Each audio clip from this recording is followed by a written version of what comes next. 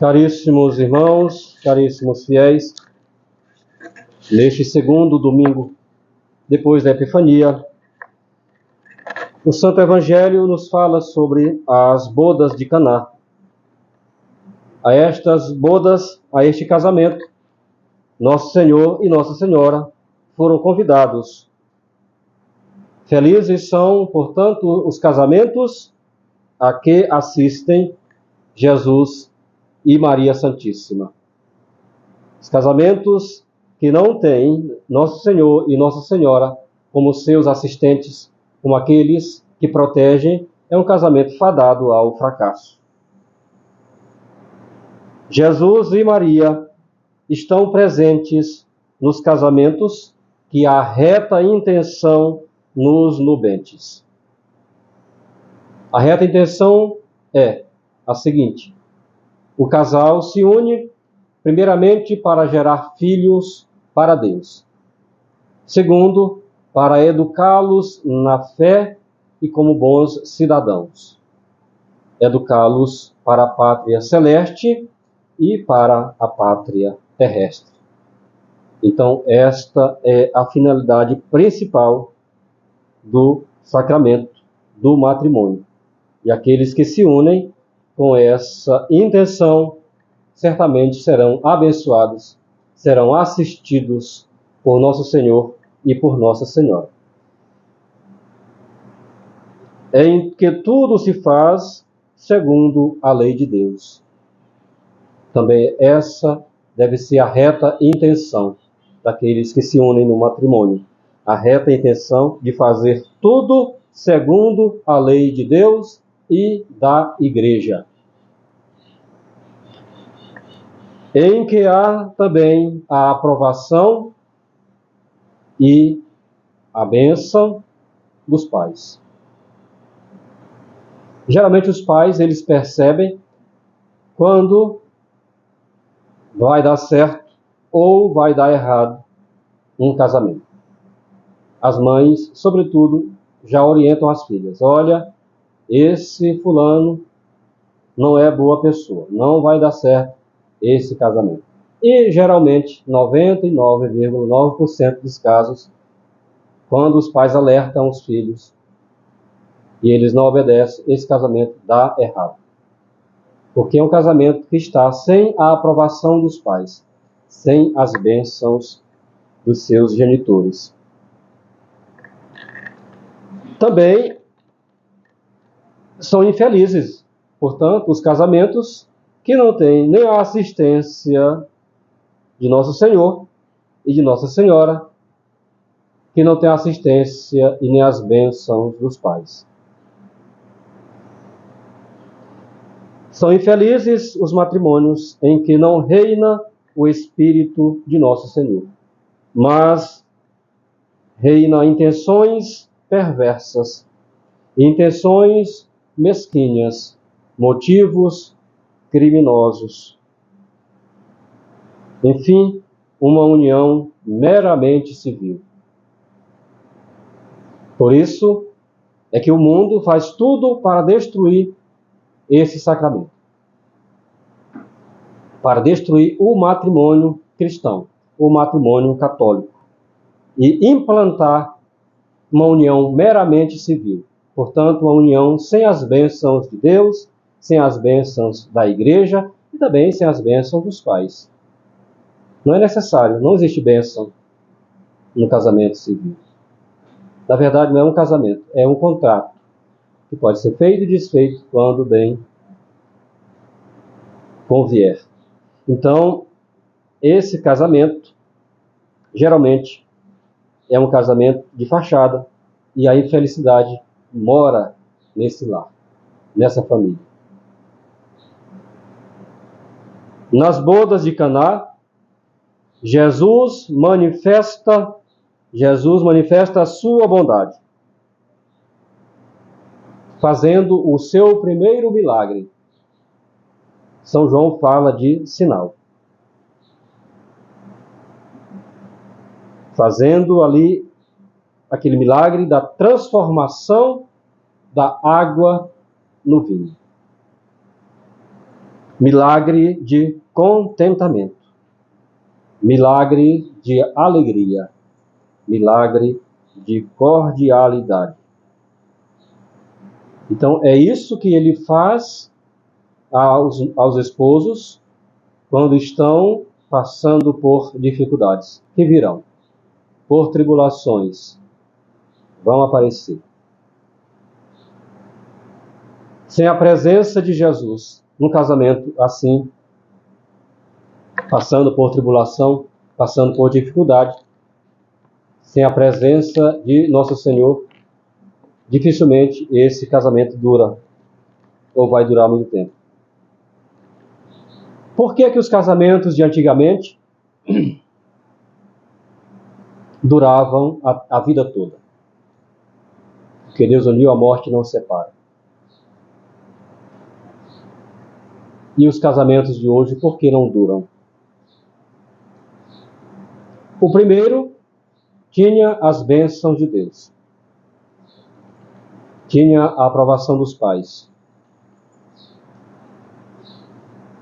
Hoje em dia, os casamentos, como falei, são apenas contratos civis. A grande maioria dos casais não casam mais na igreja.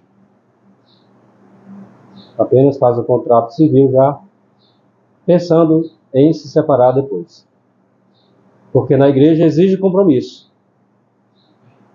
E o compromisso é para a vida toda.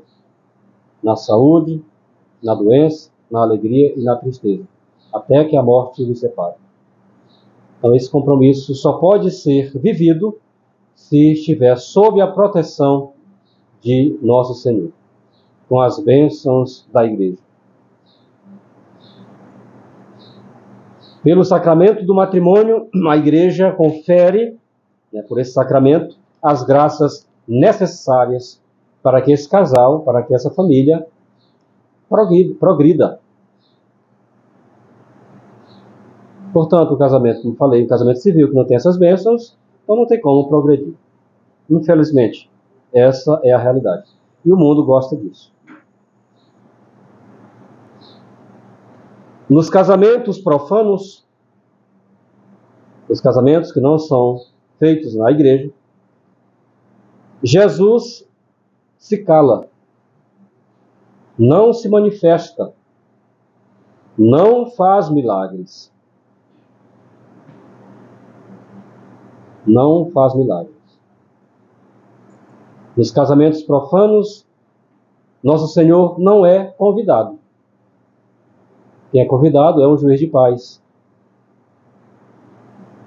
Não é convidado um ministro da igreja.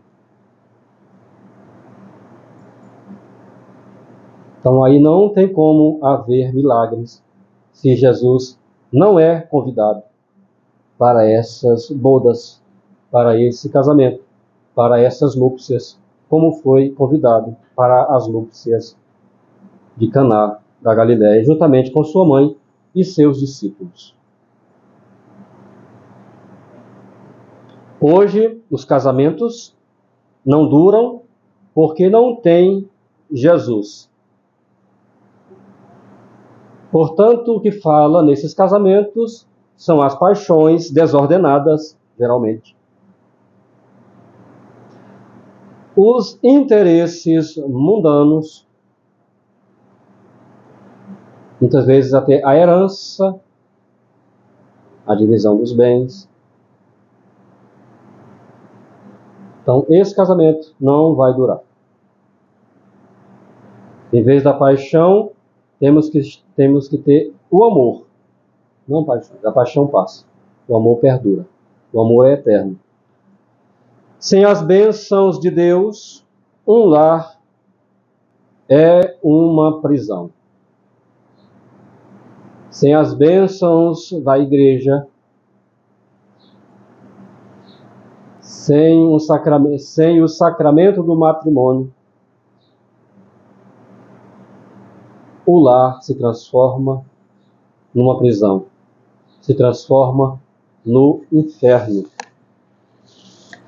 Sem a presença de Maria Santíssima, sem a oração do rosário, a oração do terço em família, sem as bênçãos de Nossa Senhora, sem a sua proteção, sem a sua intercessão, enfim, a família é apenas uma reunião de pessoas que apenas se toleram.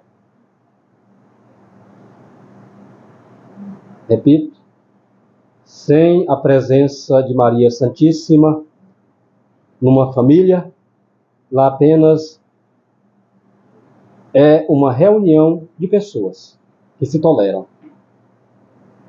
e se engalfinham, que se matam. Sem a proteção de Jesus e de Maria Santíssima, a família não pode ser honesta. A família não pode gozar de paz.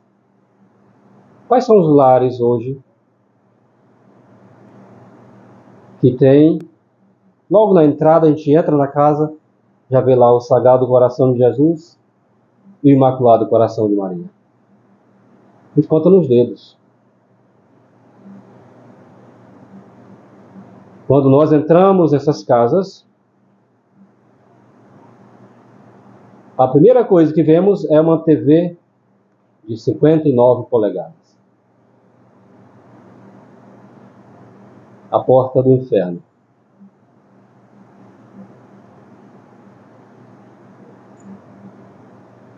Portanto, sem a proteção de Jesus e de Maria Santíssima, a família não pode ter paz.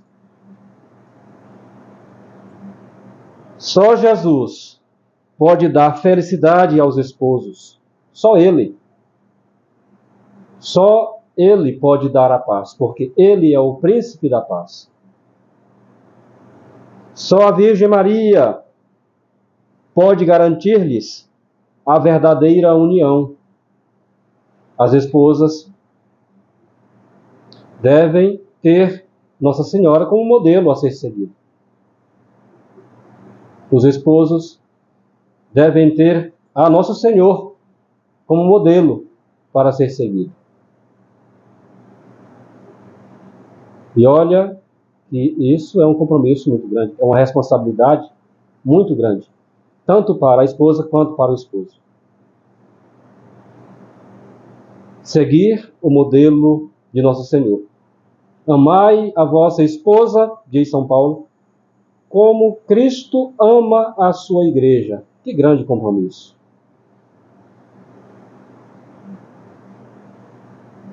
Da mesma forma, a esposa deve cuidar do esposo, dos filhos, do lar,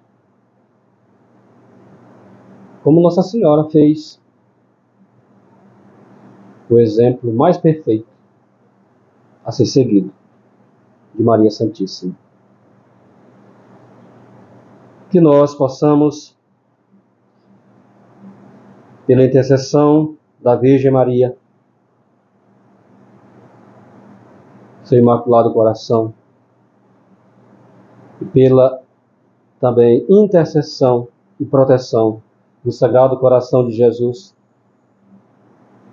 que possamos buscar viver a nossa vida cristã e católica, como viveu a família, a Sagrada Família de Nazaré. Ave Maria Puríssima, sem pecado concebida.